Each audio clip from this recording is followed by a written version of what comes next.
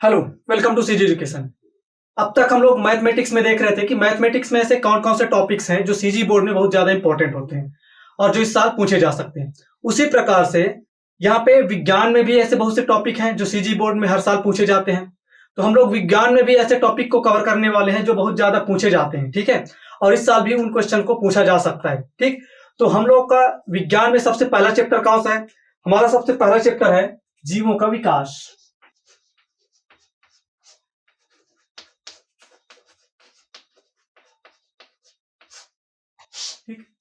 इस चैप्टर में हम लोग क्या पढ़ते हैं? जीवों के विकास के बारे में, कि जो जीव जंतु आजकल हम लोग देख रहे हैं उनका विकास किस प्रकार से हुआ और कहां से आए हुए हैं, ठीक है। तो इस चैप्टर में हम लोग देखेंगे कौन कौन से क्वेश्चन हैं।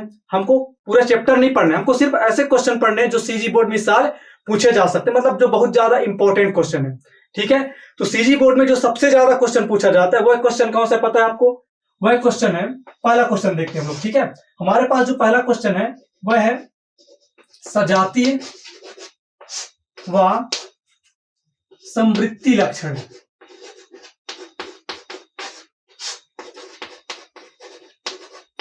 ठीक, सीजी बोर्ड में सजातीय व समवृत्ति लक्षण से रिलेटेड क्वेश्चन बहुत ज्यादा पूछा गया है, ठीक है। कि सजातीय लक्षण क्या है या फिर समवृत्ति लक्षण क्या है, मतलब अलग अलग पूछा गया है।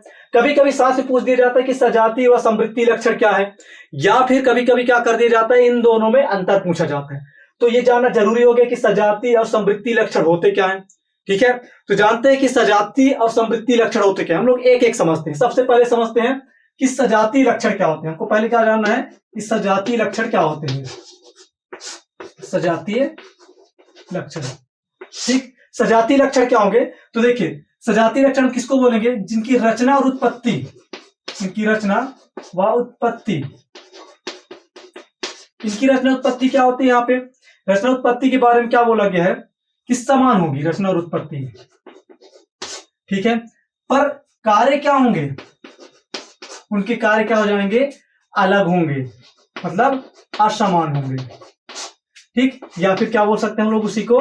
भिन्न होंगे। तो परिभाषा क्या बन जाएगी इस प्रकार से? देखिए, सजातीय लक्षण ऐसे लक्षण होंगे जिनकी रचना व उत्पत्ति एक समान होगी, किंतु कार्य क्या हो जाते हैं? भिन्न होंगे, अलग होंगे। ऐसे लक्षणों को हम लोग क्या कहते हैं? सजातीय लक्षण। तो अब ऐसे सजातीय लक्षण क्या हो सकते हैं? तो देखते हैं कि सजातीय लक्षण के उदाहरण कि क्या क्या सजातीय लक्षण होंगे। उदाहरण के लिए अगर हम देखें, जैसे चमगादड़ का पंख, चमगादड़ का पंख, ठीक है। दूसरा क्या देख सकते हैं हम लोग? सील का पंख,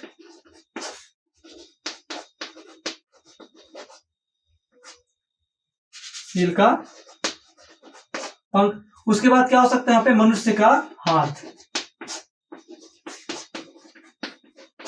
अगर हम यहाँ पे इन तीनों को देखें कि चमगादड़ का पंख, सील का पंख और मनुष्य का हाथ, इन सब की रचना और उत्पत्ति क्या होती है? समान होती है। मतलब सबके सब किससे बने होते हैं? जैसे हमारी आगे का हाथ है, ठीक है। एक्चुअल में ये क्या है? हमारे आगे का हाथ नहीं, पहले क्या था? ये पैर था, और पैर जो है किसमें कन्वर्ट हो गया? आगे चल के हमारे हाथ में कन्वर्ट हो गया। मतलब अग्रपाद जो है, ठीक है। मनुष्य का क्या चीज है? अग्रपाद। आगे के पैर को हम क्या बोलते हैं? अग्रपाद। मनुष्य का अग्रपाद विकसित होकर के आज क्या बन गया? हमारा हाथ बन चुका है, ठीक। उसी प्रकार से चमगादड़ का जो पंख है, ये भी क्या है? चमगादड़ का, ये भी चमगादड़ का अग्रपाद ही है, जो कि विकसित होकर के आजकल क्या हो गया? उसका पंख बन चुका है। वैसे ही देखिए सील का पंख, ठीक है। सील का पंख क्या होता है? सील का पंख किससे बना होता है? सील का पंख बना होता है, ये भी उसके अग्रपाद से ही बना होता है, ठीक है। ये भी किससे बना हुआ है? अग्रपाद से बना हुआ है। मतलब सबके सबकी उत्पत्ति किससे हो रही है? देखिए, अग्रपाद से हो रही है। मतलब रचना और उत्पत्ति बिल्कुल समान हो रही है, किंतु कार्य देखें, कार्य सबके क्या होंगे? अलग अलग होंगे। जैसे कि बोला गया यहाँ पे असामान्य होंगे, ठीक। क्या क्या कार्य देखें? चमगादड़ अपने पंख का कार्य किस चीज के लिए उपयोग करता है? चमगादड़ अपने पंख से उड़ने का काम करता है, ठीक। वहीं सील अपने पंख का उपयोग किस चीज के लिए करता है? ये अपने पंख का उपयोग तैरने के लिए करता है। वही मनुष्य अपने हाथ का उपयोग, मतलब अग्रपाद का उपयोग किस चीज के लिए करता है? ये करता है किसी चीज को पकड़ने के लिए करता है, ठीक है। अब हम लोग देख चुके हैं कि सजातीय लक्षण क्या होंगे, ठीक है। सजातीय लक्षण में रचना उत्पत्ति बिल्कुल समान था, देखिए अग्रपाद अग्रपाद। लेकिन कार्य क्या हो गया? भिन्न हो गया। एक उड़ रहा है, एक तैर रहा है, और दूसरा क्या कर रहा है? उसी अग्रपाद से पकड़ने का काम कर रहा है। ठीक, तो हम इसको क्या बोलते हैं, सजातीय लक्षण। उसके बाद हमारे पास जो दूसरा चीज है, ठीक है, दूसरा क्वेश्चन क्या है, समवृत्ति लक्षण। तो देखते हैं कि समवृत्ति लक्षण क्या है।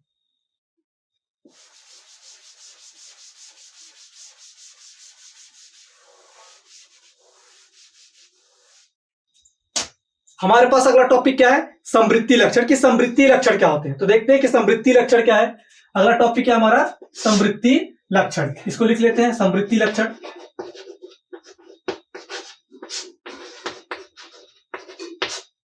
समवृत्ति लक्षण क्या है, तो समवृत्ति लक्षण में क्या हो जाएगा, ये भी बिल्कुल वैसा ही है, थोड़ा सा अंतर है।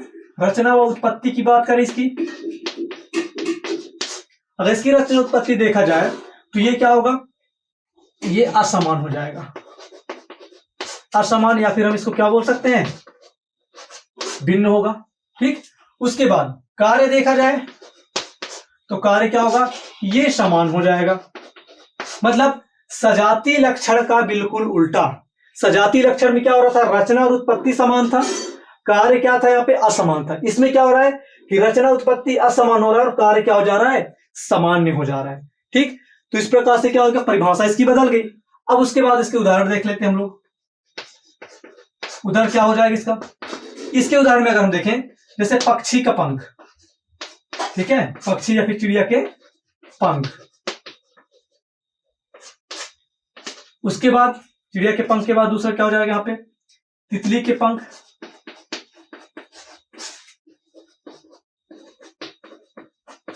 ठीक, सबसे पहले बात करते हैं किसकी, उत्पत्ति की बात करते हैं ना।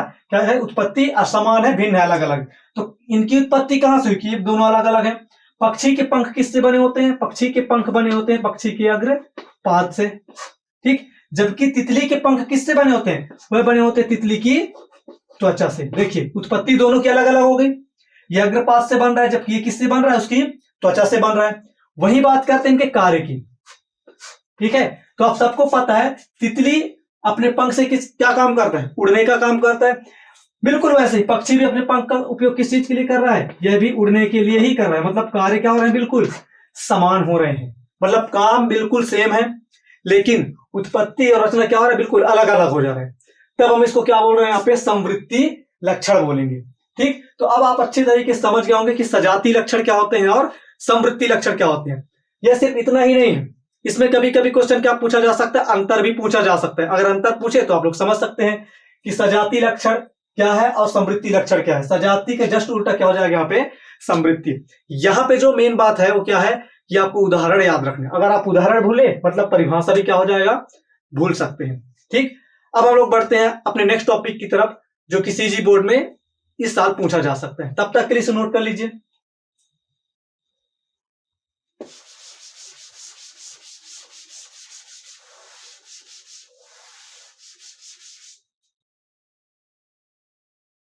अब देखते हैं हमारा अगला टॉपिक जो सीजी बोर्ड में इस साल पूछा जा सकता है।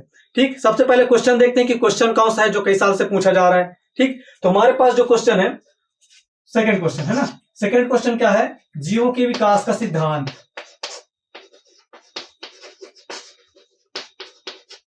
विकास का सिद्धांत। प्रश्न क्या बनता है कि जीवों के विकास के सिद्धांत को लिखिए या फिर समझाइए। उसके अलावा इसी क्वेश्चन को दूसरे तरीके से भी पूछा जाता है। दूसरा तरीका क्या है, दूसरे प्रकार से इसको बोला जाता है डार्विन और वेलस द्वारा, डार्विन और वेलस द्वारा प्रतिपादित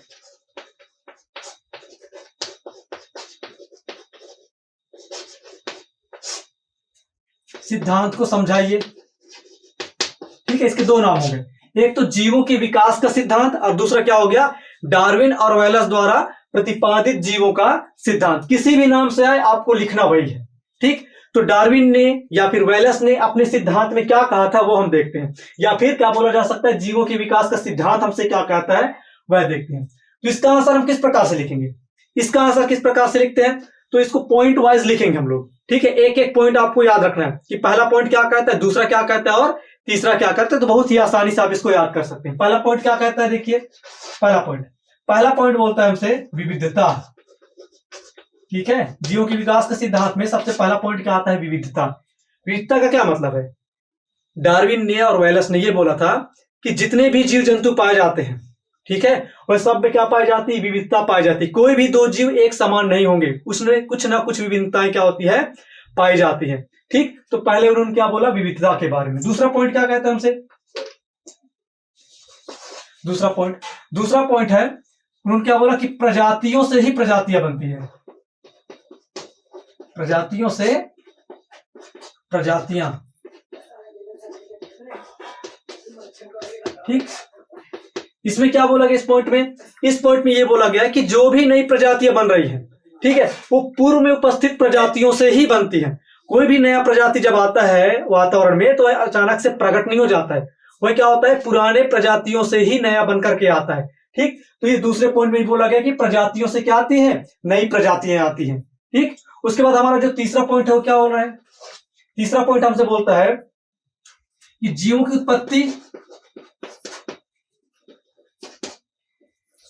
उत्पत्ति के संबंध में, ठीक है, इसमें क्या बोला गया है कि जीवों की उत्पत्ति किससे हुई है? एक समान पूर्वजों से हुई है। ठीक, इसका क्या मतलब हुआ कि जीवों की उत्पत्ति एक समान पूर्वज से?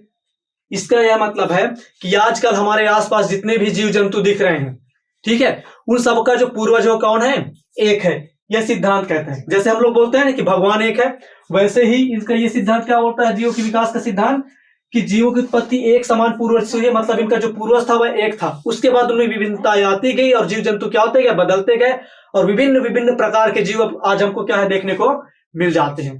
ठीक है, अब उसके बाद अगला टॉपिक, हमारा चौथा पॉइंट क्या कहता है आपसे? हमारा चौथा पॉइंट क्या बोलता है कि विभिन्नता क्या होता है? विभिन्नता के बारे में उन्होंने बोला कि विभिन्नता पीढ़ी दर पीढ़ी बढ़ता है आगे। ठीक है, क्या बोला गया यहाँ पे? विभिन्नता पीढ़ी दर पीढ़ी क्या होती जाती है? बढ़ते जाती है या फिर बदलते जाती है। ठीक, जैसे अगर आप लोग अपने आसपास देखेंगे कि दो जीव आपस में क्या होंगे? भिन्न होंगे, ठीक है, लेकिन उनके आगे का जो क्रम होगा, ठीक, उसके आगे जो संततियां होंगे, उसके जो बच्चे होंगे, वो क्या होंगे? बिल्कुल अलग होते जाएंगे। मतलब विभिन्नता क्या होती जाएगी? बढ़ते जाएगी लगातार। ऐसा नहीं कि नीचे जाकर के वो एक हो जाएंगे, नीचे जाकर के विभिन्नता क्या होती जाएगी? पीढ़ी दर पीढ़ी आगे लगातार वो बढ़ते ही जाएगी, कम नहीं होगी विभिन्नता। ठीक, तो हमारा कौन सा पॉइंट बोलता है? ये चौथा पॉइंट बोलता है। उसके बाद देखते हैं हमारा पांचवा पॉइंट। हमारा पांचवा पॉइंट हमसे क्या कहता है? तो पांचवा पॉइंट क्या कहता है कि विभिन्नता, अब देखिए हमने किसके बारे में पढ़ा? विभिन्नता के बारे में। अब विभिन्नता क्यों जरूरी है जीव में? तो विभिन्नता इसलिए जरूरी है, विभिन्नता की क्या देखेंगे हम यहाँ पे? जरूरत। अब जीव जंतु अपने आप में विभिन्नता क्यों लाता है? वह हमेशा वैसा ही क्यों नहीं बना रह जाता? ठीक है, तो विभिन्नता लाने का जो कारण है, विभिन्नता की जरूरत अस्तित्व को बनाए रखने के लिए है। ठीक है, अस्तित्व को बनाए रखता है।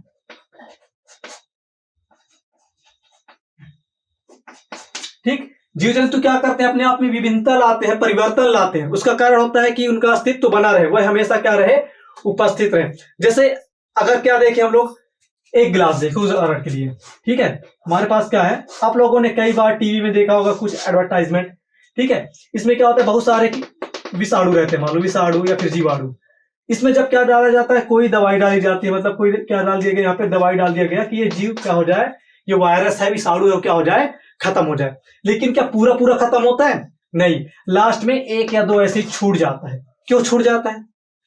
इसका क्या कारण है? इसका कारण होता है कि जितने भी, चाहे वायरस हो, जीवाणु हो, मनुष्य हो, कोई भी जानवर हो, ठीक है, वो अपने आप में क्या ले आता है? विभिन्नता ले आता है। मतलब ये चीज दवाई है, इस दवाई को हम लोग इसके ऊपर डाल रहे हैं, ठीक, तो मैक्सिमम पर तो क्या होगा? इस दवाई का असर होगा, लेकिन कुछ ऐसे भी होंगे जिस पर इस दवाई का कोई असर नहीं होगा। जैसे हम लोग क्या लेके आते हैं मच्छरों को मारने के लिए? हम मच्छर को मारने के लिए लेके आते हैं मोर्टीन, लेके आते हैं, उसके बाद फास्ट गार्ड लेके आते हैं। मतलब कई तरह की मच्छरों को मारने के लिए दवाई आ गई।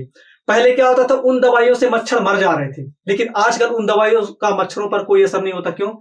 क्योंकि पहले के जो मच्छर थे उन पर इस दवाई का असर हो रहा था। आज के जो मच्छर हैं, ठीक है, उन मच्छरों पर क्या आ गई है? विभिन्नता आ गई है, और उन मच्छरों पर उन दवाई का, उस मेडिसिन का कोई असर नहीं पड़ता है। इसलिए मच्छर की अस्तित्व क्या है? यहाँ पे बना हुआ है। सोचिए अगर उस मोर्टीन का असर मच्छरों पर पड़ता तो मच्छर तो आज तक खत्म हो गए होते, लेकिन नहीं होते। क्यों?